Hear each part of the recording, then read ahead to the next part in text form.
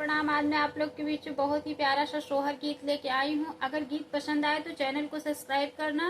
और प्यारा प्यारा सा कमेंट जरूर करना कि आप हमारी वीडियो कहाँ कहाँ से देख रहे हैं। बहुत ही प्यारा सा सोहर गीत लेके आई हूँ। चलिए हम चलते हैं अपनी गीत की तरफ। मचियाई बैठले सासु हो बहुवरिया रझक अरै बहुवरिया रझक अरै हो सासु अजुआ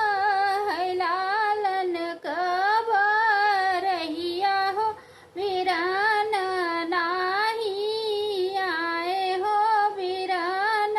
नाही हे निहो चौक कैसे बैठब हो चौक कैसे बैठब हो सासु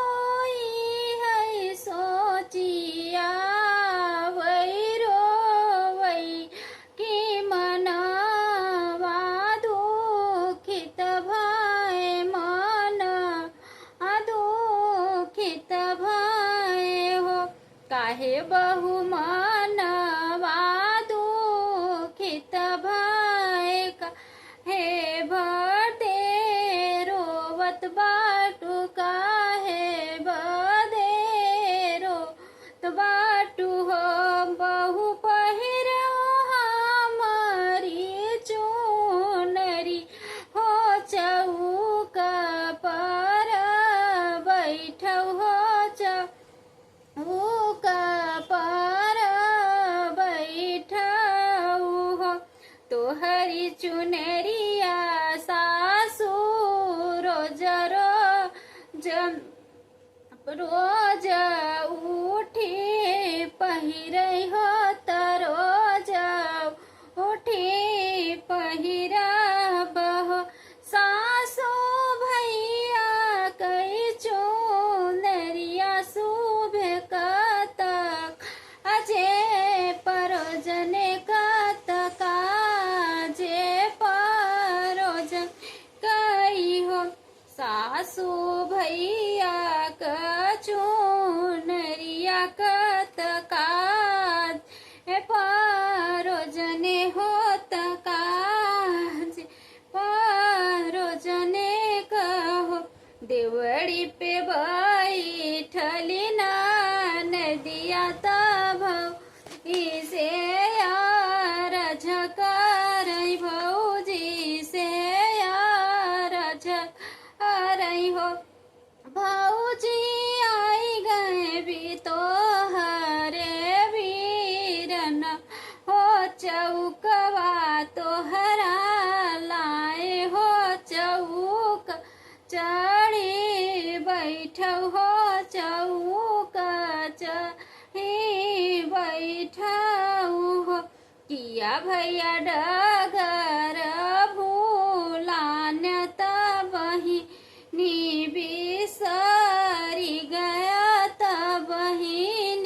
बिसरी गया हो भैया किया तू सुधिया भूलान हो तडगर बिसरी गया डगर बिसरी गया हो भैया कमन संकट तोहरे लागे तए तना कठोर भय तना कठोर भय हो नाही बहिनी सुधिया भूला तह नाही डगर भूलाने होता अही डगर भूलाने बहिनी माई के साजत चौक होतई में बड़ी देर भई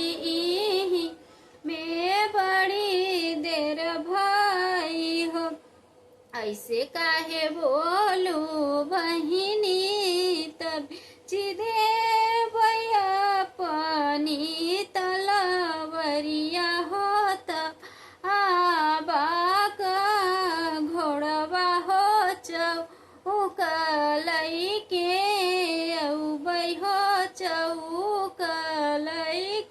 हे औबाई हो बहिनी बेच दे सिर कपगड़िया होत आऊँ कपनहिया होत कपनहिया हो चौकलई के औबई हो चौकल के औबई हो बहिनी देखब भैनव आका मुहमा तने गवा कुछु दे हो तने गवा कुछु देबई हो मचियाई बैठली सासु हो तब रझकर बहुअरिया रझकर हो सासु अलन कबरहिया हो तभी आया ही आए हो तबीर नाही आए नी हो। बहुत बहुत धन्यवाद। अगर गीत पसंद आएगा तो चैनल को सब्सक्राइब कर लेना और ज़्यादा से ज़्यादा शेयर करना और अपना प्यार दुलार आशीर्वाद बनाए रखना।